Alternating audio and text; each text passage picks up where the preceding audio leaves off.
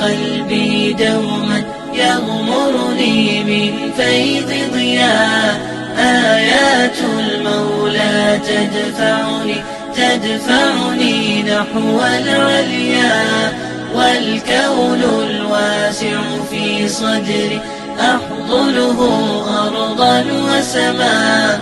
يا ربي قد نلت منايا، وبختم كتابك أرقى، وبختم كتابك أرقى. بشراك